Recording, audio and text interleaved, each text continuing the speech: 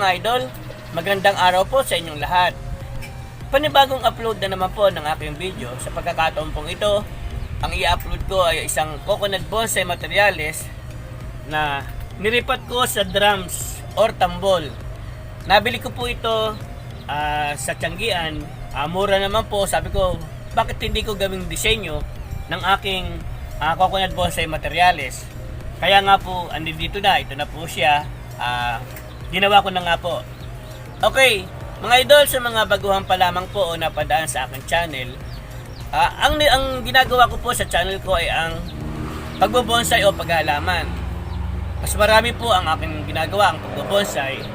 Dito po makikita ninyo kung paano ko po niripat, paano ko po ginawa ang mga panibagong design, paano po siya tumubo. So dito po sa aking channel, step by step makikita nyo po yung mga in-upload ko na coconut bonsai. Mostly puro tutorial po ang channel ko na ito.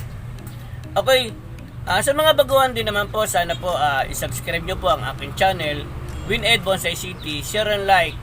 Pakiclick na rin po ang notification bell para lagi po kayong updated sa mga video ko pa pong i-upload.